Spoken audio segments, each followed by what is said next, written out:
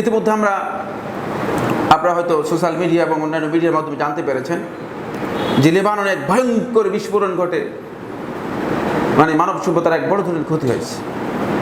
অনেক মানুষ হতাহত হয়েছে, অনেক বিশাল ক্ষতিগ্রস্ত হয়েছে। সংকীর্ণ সাম্প্রদায়িক চিন্তাধারা এবং সাম্প্রদায়িক গোষ্ঠীগুলোর অপতৎপরতার মাধ্যমে শয়তান আমাদের মাঝে এই ধরনের বিশৃঙ্খলা, এই ধরনের অশান্তি বিরাজ করার জন্য বা প্রসার করার জন্য অপপ্রয়াস চালিয়ে যাচ্ছে। আমি জানি না কারা করেছে, সে বিষয় সম্পর্কে সুনির্দিষ্ট যারা তাহকিক করবেন, যারা বিষয়টি নিয়ে পর্যালোচনা করবেন এবং এ বিষয়ে তদন্ত করবেন, তারাই জানবেন সবচেয়ে ভালো। কিন্তু স্পষ্ট করে যে বিষয়টি আমি বলতে চাই সেটা হচ্ছে যে এর মাধ্যমে তো গোটা মানব গোষ্ঠী ক্ষতিগ্রস্ত হয়েছে, মানুষ তো ক্ষতিগ্রস্ত হয়েছে, সম্পদ ধ্বংস হয়েছে, মানুষের প্রাণ নাশ হয়েছে, অনেক ক্ষতি মানুষের হয়েছে।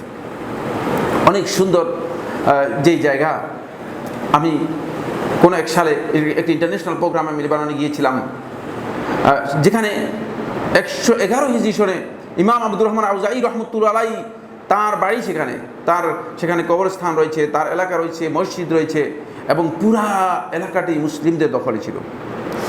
সেই জায়গায় ইসলামকে বিকৃত করে বিচ্ছিন্নভাবে মসজিদ পর্যন্ত পাওয়া যায় না। আজান কোনো দিন শুনতে পাইনি, আমি সম্ভবত 18 দিন বা 19 দিন ছিলাম, কিন্তু আজান কোনো দিন শোনা যায়নি। দুর্ভাগ্যের বিষয়, যেখানে ইসলাম, আমি এই 111 কথা কেন বলেছি, ইসলাম কত আগে সেখানে গিয়েছে, কত আগে ইসলাম পৌঁছে গিয়েছে এবং সরাসরি আব্দুর রহমান আউজাঈ রহমতুল্লাহ আলাইহি তাবিঈদের সময়ের লোক।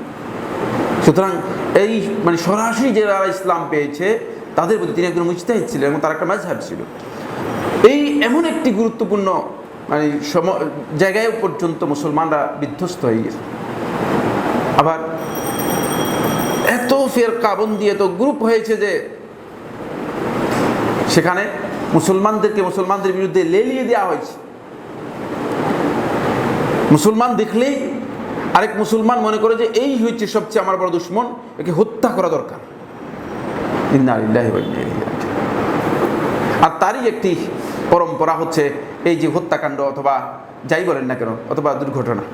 কারণ হত্যাকাণ্ড এখন আর বলা যায় না, এখন সমস্ত হত্যাকাণ্ডই কি দুর্ঘটনা, চালিয়ে দেওয়া যায়। কিন্তু হাকিকত তো আল্লাহ সুবহানাহু ওয়া তাআলাই ভালো জানেন।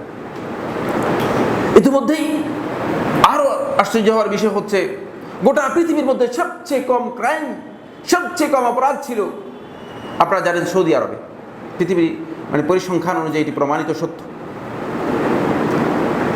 নিয়ম শৃঙ্খলা, আল্লাহর প্রতি আনুগত্য। আমি আমার এই দুই চোখে, আমি 18 বছর মদিনাতুন নবী সাল্লাল্লাহু আলাইহি ওয়াসাল্লামের মধ্যে ছিলাম। আমার বন্ধুগণ, আমার এই দুই চোখে বহু লোককে দেখেছি যাদেরকে আমি জান্নাতের সুসংবাদ দিতে পারবো, এই ধরনের আমল তাদের কাছে দেখেছি, এই ধরনের লোকদেরকে আমি আমার চোখে দেখেছি। সেখানে পর্যন্ত আপনারা হয়তো শুনতে পেরেছেন, ইতিমধ্যে জেদ্দা যেই রেল স্টেশন রয়েছে, বিশাল স্থাপনা, অনেক বিশাল সম্পদের ব্যবস্থাপনা, সেটা পুরোটাই উড়িয়ে দিয়েছে দুর্ঘটনা, বিস্ফোরণ।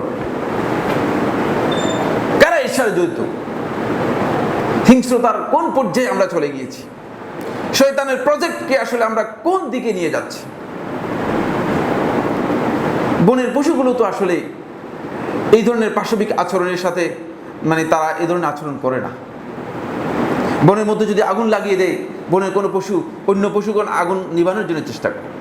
কিন্তু আমাদের সমাজের মানুষগুলো, এই মানুষগুলো যাদেরকে আল্লাহ বিবেক বিবেচনা দিয়েছে, যাদেরকে আল্লাহ সুবহানাহু ওয়া তাআলা জ্ঞান দিয়েছে, যাদেরকে আল্লাহ রাব্বুল আলামিন বুঝার জন্য অনুভূতি দিয়েছে, যাদেরকে আল্লাহ সুবহানাহু ওয়া তাআলা একটা সুনির্দিষ্ট পরিসরের সম্পর্ক দিয়েছে, ভালোবাসার একটা সম্পর্ক দিয়েছে, বন্ধন দিয়েছে, ভাই, আত্মীয় স্বজন, পরিবার পরিজন, সমাজ, এর ধরনের একটি বন্ধন দিয়েছে। এত সত্ত্বেও তারা এই ধরনের অপকর্মের মধ্যে লিপ্ত রয়েছে। এর চেয়ে দুর্ভাগ্যের বিষয় আর কি হতে পারে? এর চেয়ে হিংস্রতা আর কি হতে পারে? আমরা কোন দিকে ধাবিত হচ্ছি? আমরা কি হিংস্রতা এবং পাশবিকতার দিকে চলে যাচ্ছি? আজকে সতর্ক হতে হবে বন্ধুগণ। এই দুটি বিষয়ে বা বিচ্ছিন্ন কয়েকটি বিষয়ে আমি দৃষ্টি আকর্ষণ করছি এই জন্য যে এই ধরনের ঘটনা এখন আগে এই ধরনের ঘটনা ছিল অপরিকল্পিত, বা অনাকাঙ্ক্ষিত, মানুষের আকাঙ্ক্ষা ইচ্ছার বাইরে, কিন্তু সামনে এগুলো প্রাসঙ্গিক ঘটনায় পরিণত হয়ে যাবে।